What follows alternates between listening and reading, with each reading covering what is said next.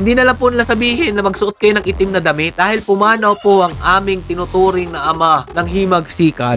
Bukas, malalaman po natin kung sino po yung mga nagluluksa. Sinabay po nila o tinoon po nila sa pagpanaw po ni Joma itong We Wear Black. Booking na po, wag na po tayo mag-deny. Sana naman, Raul Manuel, huwag ka masyadong pikon kay Ma'am Lorraine Badoy. Kung hindi naman po talaga totoo yung mga sinasabi niya, huwag ka mambablock. Baka sa susunod, ako naman yung i-block mo, ha?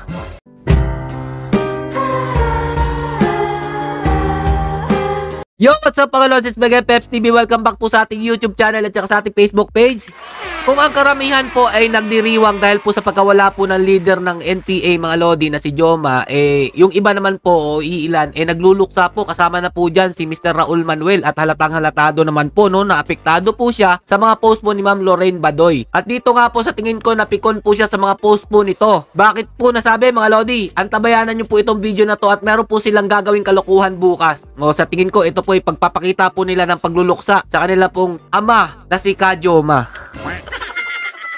Pero bago po tayo magsimula, kung bago lang kayo sa aking YouTube channel, please click the subscribe button and click yung notification bell and follow nyo po sa aking Facebook page, Peps TV 2.0. Bakit nga po ba napikon si Mr. Raul Manuel dito po kay Ma'am Lorraine Badoy? At dito nga mga lodi, ginawa pa po niyang i-block si Ma'am Lorraine Badoy. Dahil sa lahat po ng mga pinopost po ni Mr. Raul Manuel, puro po nakatawa. Ganyan lang, blinak mo na. Hindi po mga lodi. May malalim na dahilan po yan. Sabi po kasi dito ni Mr. Raul Manuel, si Lorraine Badoy Partosa ay online troll account na nagkatawang tao. I'm blocking this child rapist defender because I don't want to feed her online activity. Sabi nga, starve the troll. Kumbaga, nagugutom daw po ang troll para sabi po ni Mr. Raul Manuel. Tinawag po nilang troll po ito si Ma'am Lorraine Badoy. Hindi naman po natin matatawag na troll to. Bakit po mga lodi ha? Puntahan po natin ang kanyang Facebook page. Oh, eto na Mr. Raul Manuel ha. Ipa-follow ko rin po ito si Ma'am Lorraine Badoy para lalo ka maasar. Dumami po ng followers ni Ma'am Lorraine Badoy. Aktual na aktual po pag-follow ko sa kanya mga lodi ha. Oh, eto po. Pakita ko lang sa iyo Mr. Raul Manuel. Si Ma'am Lorraine Marie T. Badoy, meron po siyang 166,089 people na nakapollow po sa kanya. Hindi po ninyo pwedeng tawaging troll yan dahil siya po ay nagsasabi ng kanyang tunay na pangalan at totoo po yung mga pinopost niya sa kanyang Facebook. Kaya po siguro naasar dahil nga po puro post nito sa kanilang tinuturing na ama na si Joma ang ginawa pong kawalang hiyaan sa ating mga kababayang Pilipino at nasaktan po yata ito. Meron pa po siyang post dito kay kay Raul Manuel. Di po muna natin papakita yan. Balik na tayo sa studio. Ayan, Mr. Raul Manuel ha, pinakita ko sa hindi siya matatawag na troll. Kayo ang dapat na tawaging troll kasi puro kayo reklamo sa ating pamahalaan kahit wala naman po kayong ginagawang solusyon dito. Nag-reply naman po si Ma'am Lorraine Badoy sa ginawa po ni Raul Manuel na pambablock po sa kanya. Ito po yung sabi po ni Ma'am Lorraine dahil nga po asartalo si Mr. Raul Manuel Nak ng pucha. Kahit si TikTok NPA Recruitment Queen Raul Manuel, ang ganda ng pangalan. NPA Recruitment Queen Raul Manuel. Blinak ako ng ganon-ganon lang. Noon pa ako nakikipagbangayan sa mga yan ng harap-harapan dito sa Facebook. Pero ngayon lang ako blinak ni Raul Manuel at ni Babalu. Kasama po pala si Renato, blinak din siya. Pareho atang regla. Tingnan nga, Ma'am Lorraine Badoy. Si Babalu ba? Ano rin yan? QD din yan? May natatanong lang ako ha.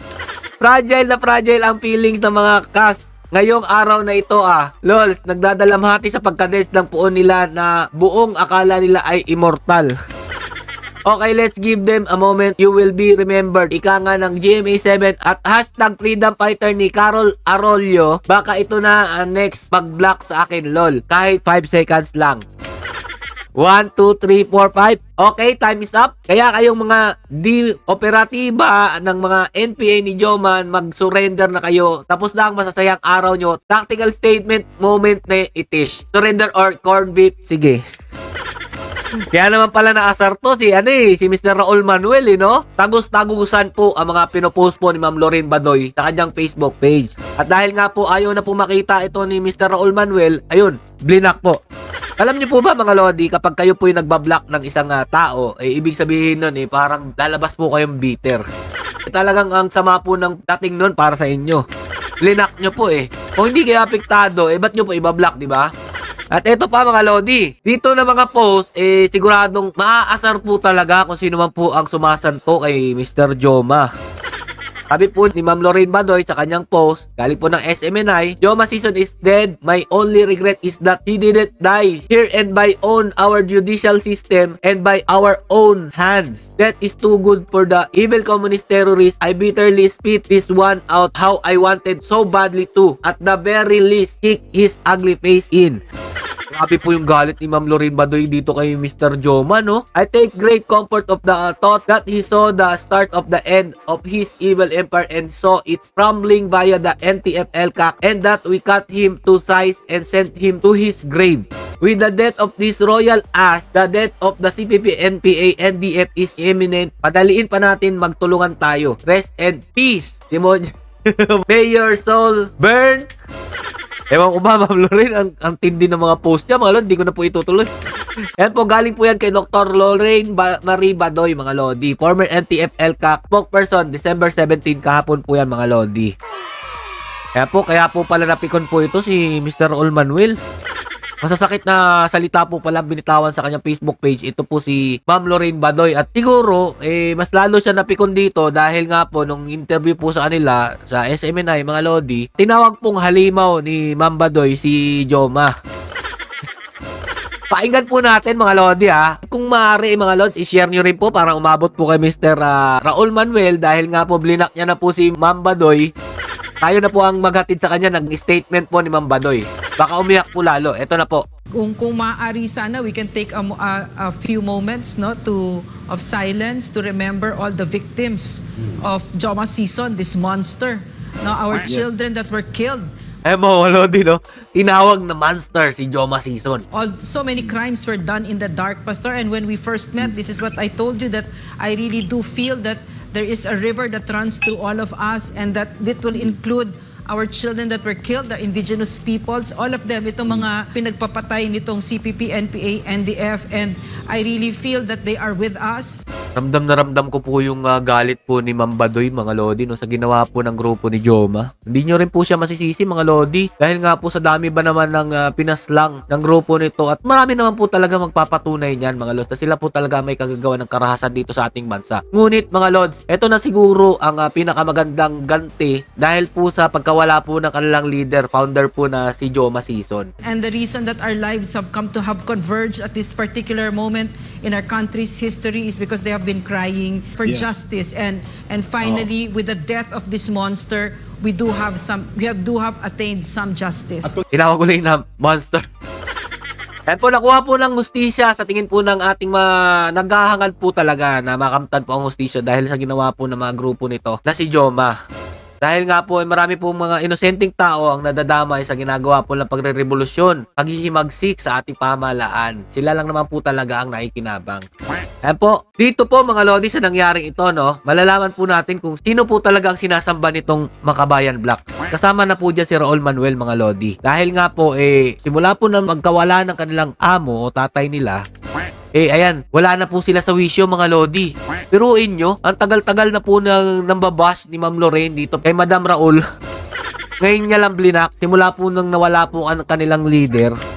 Diba? Matuturing naman po natin talagang leader po nila dahil kung ano po yung inutos ng kanilang founder, mga lodi. Dahil nabanggit naman din po ni Mr. Joma kung sino-sino po talaga ang kanyang mga pinakalat dyan. Kagaya po ng Gabriela. Meron po tayong video dyan, mga lodi, kung sino-sino po yung mga kaanib po nila dyan sa gobyerno.